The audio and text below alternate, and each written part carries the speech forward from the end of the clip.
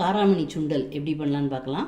3 மணி நேரம் காராமணியை ஊற வச்சு குக்கரில் வச்சு 2 விசில் வச்சா போதும், சீக்கிரம் வெந்துடும். வேக வச்சுருக்கேன். 1 ஸ்பூன் எண்ணெய் விட்டுருக்கேன். 1 ஸ்பூன் உளுத்தம்பருப்பு போட்டுக்கலாம். 1 ஸ்பூன் கடுகு போட்டுக்கலாம். 1 காஞ்ச மிளகாய் கிள்ளி போட்டுக்கலாம். கொஞ்சம் கருவேப்பிலை போட்டுக்கலாம்.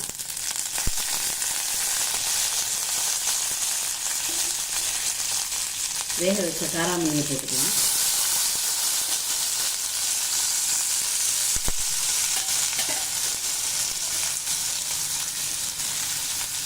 வேக வைக்கும்போது உப்பு போட்டு தான் வேக வச்சேன்.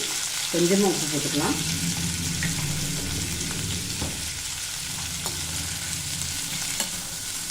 கடலைப்பருப்பு, மிளகாய், தனியா வறுத்து பவுடர் பண்ணது 1 ஸ்பூன் போட்டுக்கலாம்.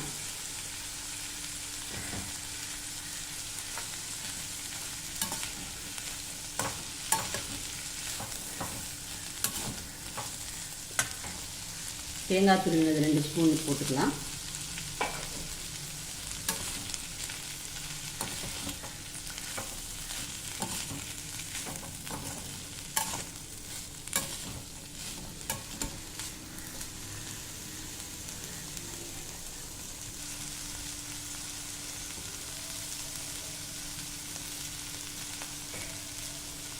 மேலாப்பில் கொஞ்சம் மல்லி இலை தூவிக்கலாம். காராமணி சுண்டல் சூப்பராக ரெடி ஆயிடுச்சு. உங்களுக்கு இந்த வீடியோ பிடிச்சிருந்ததுன்னா லைக் பண்ணுங்கள், ஷேர் பண்ணுங்கள், சப்ஸ்கிரைப் பண்ணுங்கள். பக்கத்தில் இருக்கிற பெல் ஐக்கானை கிளிக் பண்ணிங்கன்னா நான் போடுற வீடியோஸ்லாம் நோட்டிஃபிகேஷன் ஆகும். தேங்க்யூ.